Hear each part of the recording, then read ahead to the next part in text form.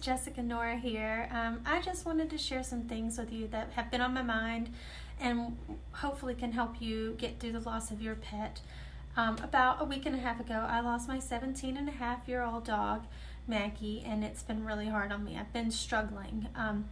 I've been through this before when I lost my 13-year-old boy a few years ago, so I know that we do come out the other end of grief, and I'm hoping I can help anyone else to get through this process as well, because however many times we go through it, it's always hard. So there's 4 things I want to share with you just to hopefully help you feel a little bit better. The first one is it's okay to grieve your pet.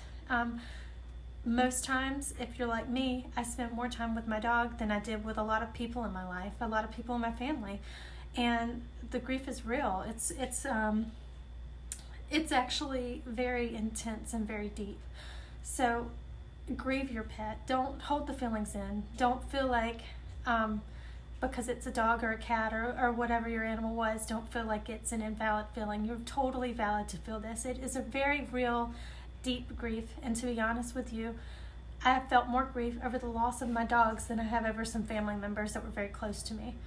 You spend more time with them than you do with a lot of people. You care for them, especially in the end if they're old and sick. You have a daily routine with them that once that is broken, you don't know what to do with yourself. I find myself at night wanting to go outside before bed, and I'm like, wait, I don't have to go outside anymore. It's very hard. It's instilled in you, and it's hard to break these routines and everything like that. So the grief is real. Feel it, let it out. Don't hold it in. Don't feel bad about it.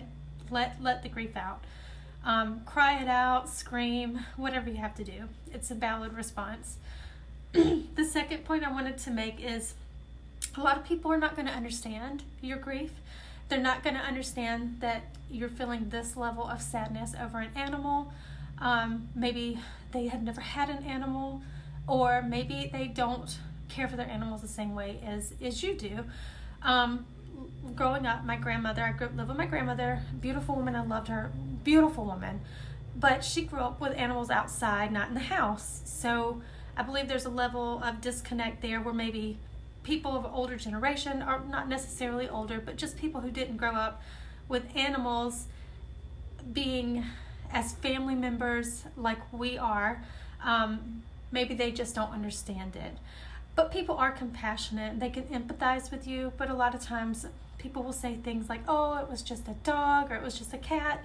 You need to go ahead and get over it. Even people who are close to you may say these things to you, and realize that your feelings are valid, and you don't have to get over it. You can take your time. You can feel the feelings, and don't let people make you feel guilty or bad about it. Your feelings are valid. Just know that, okay?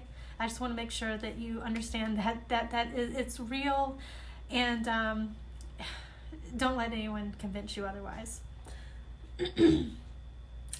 Another thing I want to talk about is the fact that you're not crazy. And what I mean by this is, especially in the early stages when the pet first passes on, you may think you hear them. You may think you catch a few of them out in your periphery. When my first one passed away, he passed away in the home. And I swore, like the area close to where he died, I kept seeing him. Like out the corner of my eye, I would think I'd see him around my leg, or I would catch, like out my periphery, I would see him like laying on the floor, and I literally thought I was going insane. I went to a therapist. That's another thing. If you need to go to a therapist, do it. Do not feel shame about it. But what the therapist told me, this is normal. I'm not crazy, or I wasn't crazy at the time. This is a normal response when you're used to interacting with even a person or an animal every day, and you're used to seeing them in that place. You will think you see them because your mind is placing it there. That's the technical reason that they give you. But I believe that maybe it's a little bit of the animal spirit still letting you know they're there with you, and that they love you, and that everything is okay. With my boy, I would see him. With my girl who just passed a week and a half ago, I haven't seen her, but I've heard her, like breathing. So you may experience something like that. You may hear, I've heard people say they've heard like the jingle of bells or something like that if they had it on their collar, things like that. So just know you're not crazy.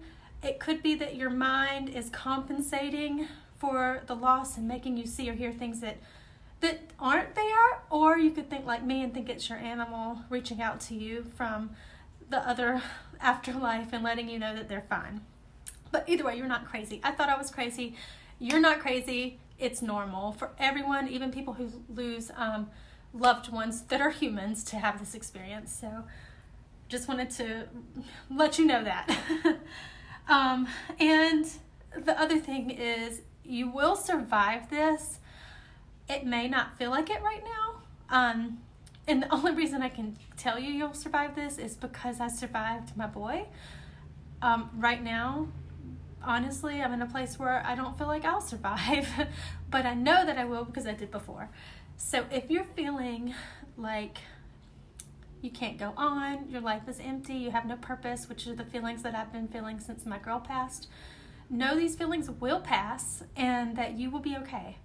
Don't let these things be reoccurring thoughts in your mind over and over and over again. And if you start to feel that you can't handle it, get out of the house, go be with a friend, call somebody, anything you have to do to get out of your own head. That's what I've had to do. Some days are better than others. You're going to have days where you feel great. You're going to have days where you just can't handle it. If you can, on those days that you can't handle it, force yourself to go outside, force yourself to go be with a friend. Do anything you can to break that mental cycle. Because I promise you, believe it or not, I don't know how long it's going to take you, but it will pass. It could take 3 or 4 months for those feelings to go away, but in a few years you'll look back and you'll say, oh, I can't believe I survived that, but now I have fond memories of my pet that I lost.